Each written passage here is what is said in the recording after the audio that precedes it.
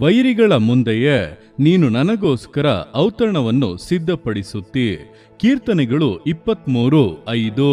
ಪ್ರಿಯರೇ, ಅನೇಕ ಬಾರಿ ನಮ್ಮನ್ನು ವಿರೋಧಿಸುವಂತ ವ್ಯಕ್ತಿಗಳು ಹೆಚ್ಚಾಗುವಾಗ ನಾವು ದೇವರ ಮುಂದೆ ಪ್ರಾರ್ಥಿಸುವಂಥದ್ದು, ದೇವರ ಇಷ್ಟು ವೈರಿಗಳನ್ನು ಯಾಕೆ ನೀನು ಬಿಟ್ಟಿದ್ದೀಯಾ, ಯಾಕೆ ನನಗೆ ಇಷ್ಟು ಜನರು ವಿರೋಧವಾಗಿ ಇದ್ದಾರೆ ಎಂಬುದಾಗಿ. ಆದರೆ ದೇವರು ಅದರಲ್ಲಿ ಕೂಡ ತನ್ನ ಶ್ರೇಷ್ಠವಾದಂಥ ಉದ್ದೇಶವನ್ನು ಇಟ್ಟಿದ್ದಾರೆ.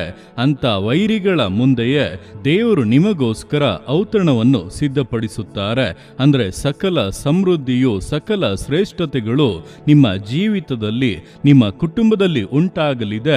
ಅದನ್ನು ನಿಮ್ಮ ವೈರಿಗಳು ಕಾಣಲಿದ್ದಾರೆ. ಆದ್ದರಿಂದ ವೈರಿಗಳನ್ನು ನೋಡಿ ಭಯಪಡಬೇಡಿ. ಅವರು ಇರುವಂಥದ್ದು ದೇವರ ಉದ್ದೇಶದಿಂದಲೇ. ಆ ಉದ್ದೇಶವು ನಿಮ್ಮನ್ನು ಆಶೀರ್ವದಿಸುವುದಕ್ಕಾಗಿಯೇ. ದೇವರು ನಿಮ್ಮ ಸಂಗಡ ಇದ್ದು ಈ ವಾಕ್ಯಾನುಸಾರವಾಗಿ ನಿಮ್ಮನ್ನು ಆಶೀರ್ವದಿಸುವರು. ಆಮೇನ್.